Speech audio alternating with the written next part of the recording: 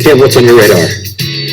Well, yesterday, as I was talking to you about the World Economic Forum's infiltration of governments with their members from their Global Young Leaders Program, Klaus Schwab, particularly giddy about being able to fill half of Canada's cabinet with its members, this video clip from 2018 happened to begin trending online. A federated digital ID ecosystem developed in collaboration with Canada's best and brightest talent from our banks, telecommunication companies, law enforcement, and government. It would have the power and security to store every Canadian's electronic identity and attributes, and it would unlock countless opportunities for Canadians to verify who they are safely, quickly, and securely, while only revealing the information necessary for each transaction. A fast, easy, and secure way to bank, sign up for government services, renew driver's licenses or health cards, shop, travel, and more. Canada's banks are perfectly situated to help lead the creation of a federated digital ID system between government and the private sector. The World Economic Forum agrees that banks and financial institutions should lead the path forward for digital ID.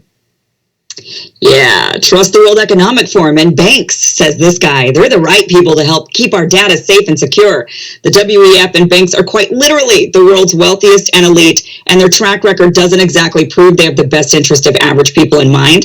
Now look, digitizing certain information is without a doubt convenient. I love being able to leave my house without my purse, knowing my credit cards are stored on my phone for unexpected trips to 7-Eleven, and I'm sure there are a number of benefits from moving to digital identification that the ominous they, will use to sell us on.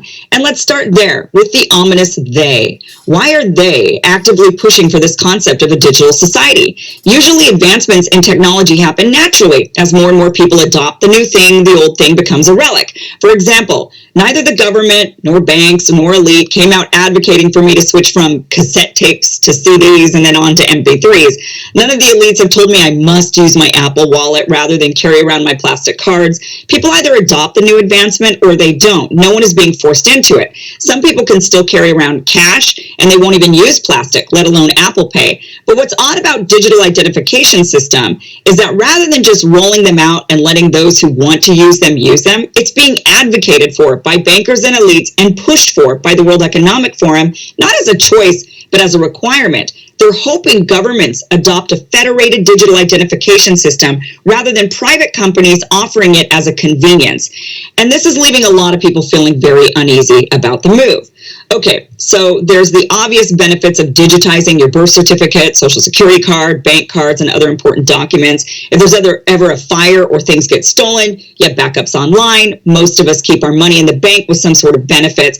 If somebody were to break into my house, for example, they're not going to find my entire life savings laying around in my bedroom.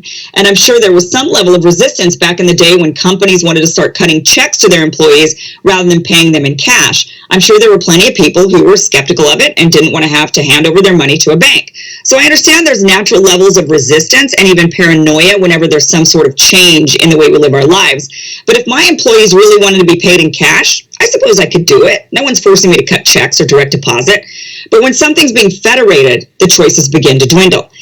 As it is, currently about 1 billion people around the globe have no form of identification, no way to prove who they are. Their births are unrecorded. They were never registered with their government's vital records departments, if their government even had one at all. We get into enormous debates in this country about using IDs to vote. The reason being, many people are without official government IDs. Lots of people currently can't fly in a plane because they lack a quote-unquote real ID, and have since lost their birth certificates or other forms of necessary ID to secure one. So a lot of people are already disenfranchised because they lack an official form of government identification. It isn't just about voting or traveling. It's about opening bank accounts, registering for social services, and renting an apartment. Of course, those who advocate for a digital identification system claim that the digital ID will solve many of these problems. If your vitals and attributes are on record, such as fingerprints or facial recognition, then the government will always know who you are and you'll never get lost in the system. They'll also always know where you are and what you buy and who you visit and where you travel and which medicine you take and what you're allergic to. They might want to use digital identification before you can log on to the internet so they can know which websites you visit and social you post. And I'm sure this will all be done not only for convenience but for safety, they'll say. And don't worry, I doubt anyone will hack your records and screw things up, like, for example, switch your allergies or your medications, or make it look like you visited some nefarious website that inevitably lands you on a domestic terrorist watch list. I doubt the government will use this digital identification to prevent you from entering bars and restaurants, traveling, or getting a job for not complying with a mandate the government has issued. I'm sure the government won't want to use this federated digital identification system to implement a social credit system where the goodies in society get more than the baddies. Don't worry, these are all conspiracy theories. And we all know the conspiracy theorists have been completely wrong about absolutely everything during this pandemic. See, you have nothing to worry about. Let the banks make a system we all have to adhere to that follows the guidance of the World Economic Forum's Great Reset agenda that will be monitored by the government. Nothing to worry about. So this was just interesting. It happened to trend online. And it's just, again, one of those examples of, the World Economic Forum has this Great Reset agenda, and they say it all out loud. They've written books, they have websites, they have commercials saying, you'll own nothing, but you'll be happy. And then this banker guy comes out and says, we want to do a federated digital ID system, and the World Economic Forum thinks it's a good idea. And this is causing people to go, what? I don't think so. Yeah, the irony, of course, is that the private sector is really leading the way in expanding control of the public that is then going to be exploited by governments around the world. Right. It's a nightmare, and here it comes. Well, and I don't understand why it can't just remain, and I'm sure Robbie will agree with this one being the libertarian, but a federated system is very different than just, like I mentioned, Apple, right, having my wallet on my phone and being able to just whip out and choose which credit card I'm going to use on my phone. That's one thing. That's a private sector doing something for convenience for the consumer. But right. A federated ID, that's like a whole different layer. Yeah, and then where does it go from there in terms of what the government requires you to do with that, or what, or do you have to show it before you go various places? I mean, what we've seen with the vaccine stuff, right, is a test run, and even before vaccines, like immigration status checks, forcing businesses to check the immigration status of their employees. I was totally against that. Conservatives, a lot of them were for it. Then now we see with the vaccines.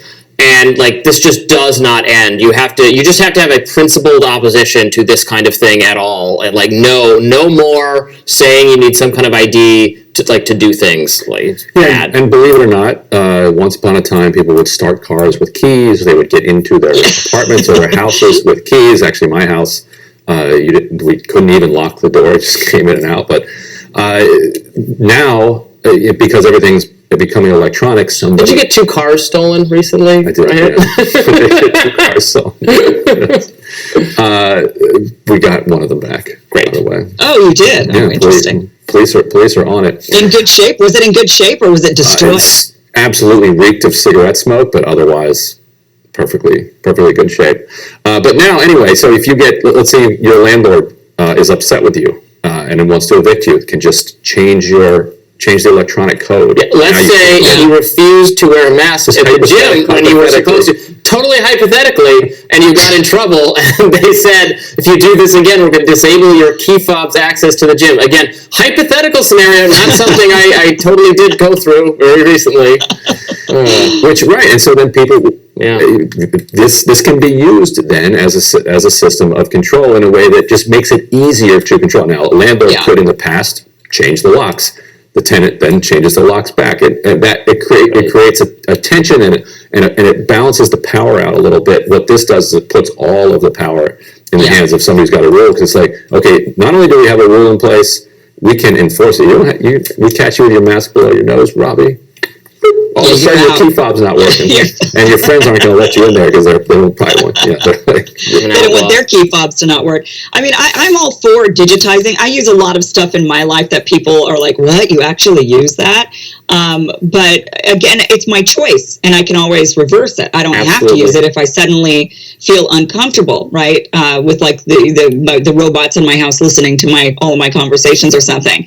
I think then maybe once this does start to become part of the actual agenda, which I think it might, quicker than we anticipate, this kind of federated ID system. Of course, the government would have to catch up with its tech in order to get to that point. But like you mentioned, Ryan, and like this banker mentions, if the banks are the ones that actually end up being in charge of it, and then they say, well, we've already got the security infrastructure, so we'll roll it out, and then the government just gets to regulate it, and that's pretty scary. If there's one more situation where you have to put another app on your phone for security reasons, for two-factor authentication, whatever, I'm just going to go live in the woods and delete all tech. I don't want another app on my phone. That's why I can't get into my Instagram, because of two-factor authentication. I told you have to Venmo me. I told you yesterday.